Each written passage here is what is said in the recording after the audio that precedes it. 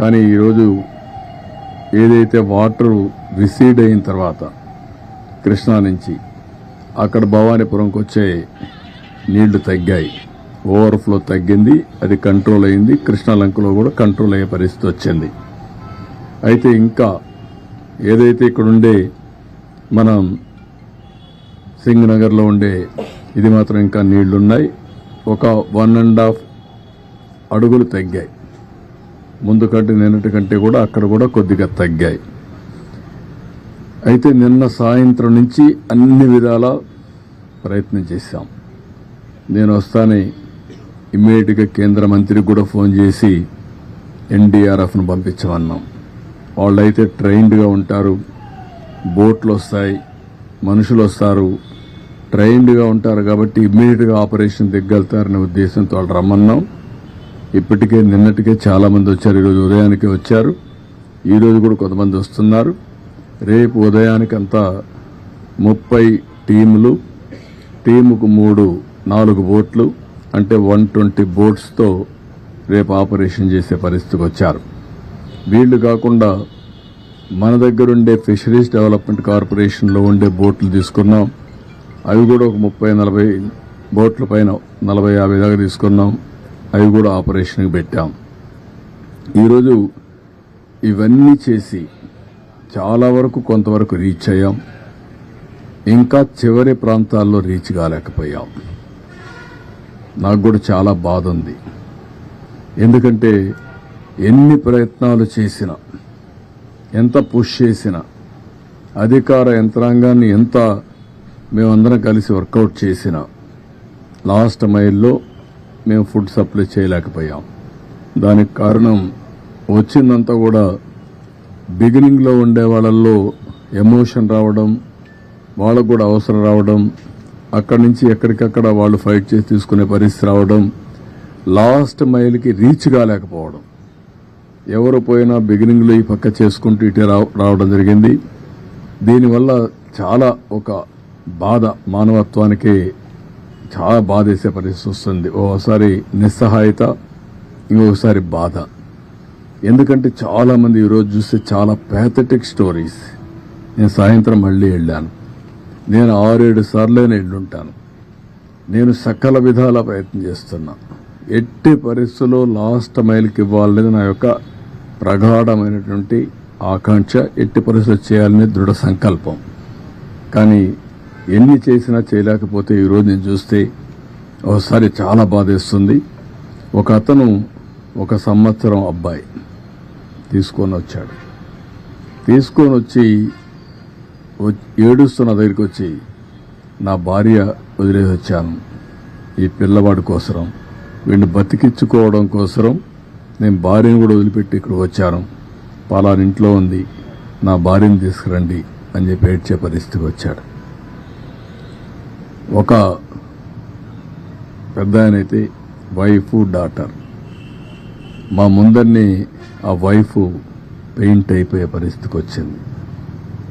ఆవిడ్ని తీసుకురావడానికి సమస్యలు, ముసలివాళ్లు నడవలేరు, బాగా వర్షపు నీళ్లు తడిచిపోయారు. తడిచిపోయిన తర్వాత బట్టలు కూడా లేవు, రోడ్డు మీద కూర్చునే పరిస్థితికి వచ్చారు. అవన్నీ చూసినప్పుడు ఎంత నిస్సహాయ స్థితిలో ఉన్నాం, ఎంత బాధాకరమైన పరిస్థితిలో ఉన్నాం అనే బాధ కలుగుతుంది. అందుకే ఈరోజు మళ్లీ ఆలోచించాం.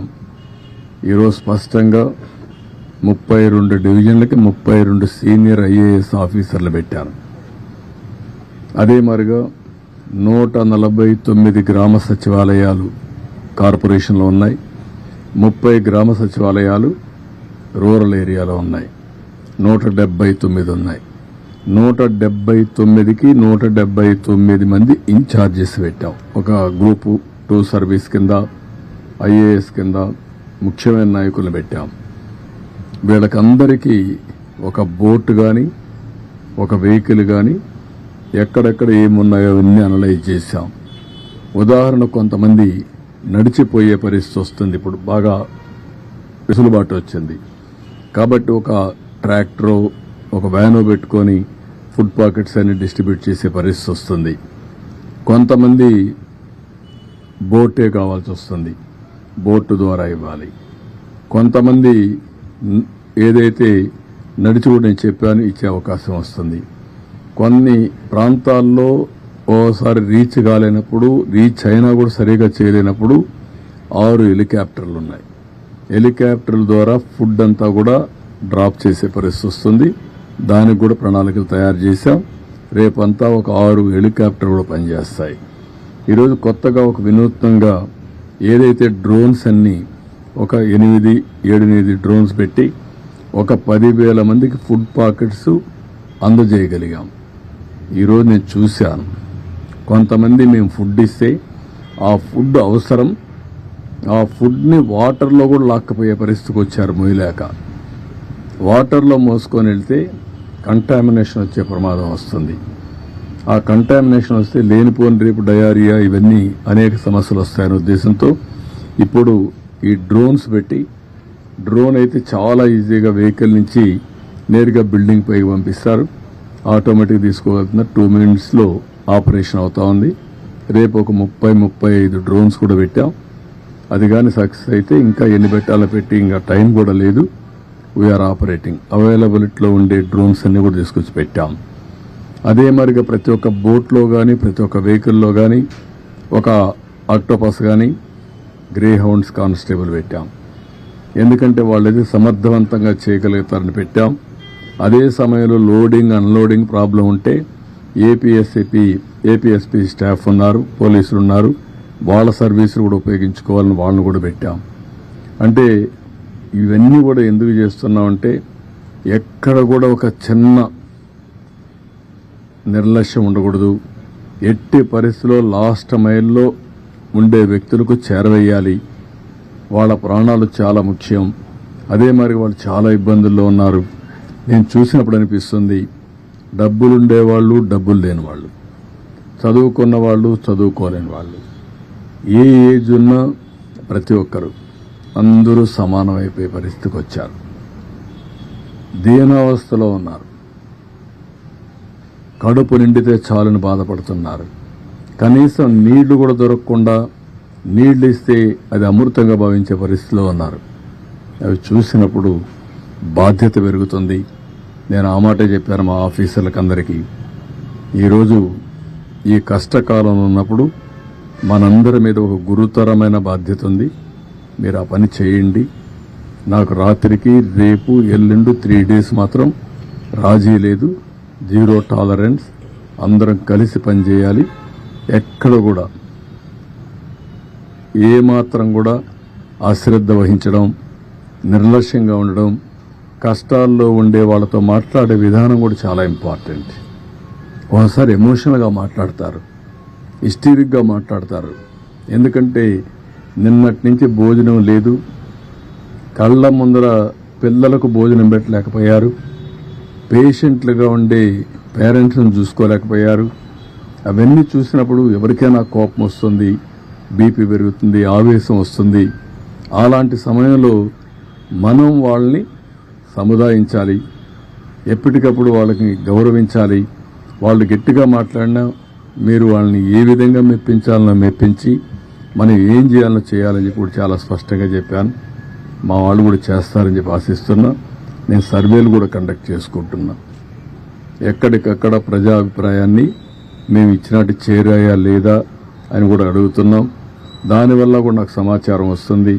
ఆ సమాచారాన్ని బేస్ చేసుకుని మళ్ళీ అక్కడ పంపించవలసిన నిత్యావసర వస్తువులన్నీ పంపిస్తాం. ఇది phase 1లో మేము చేసే కార్యక్రమం.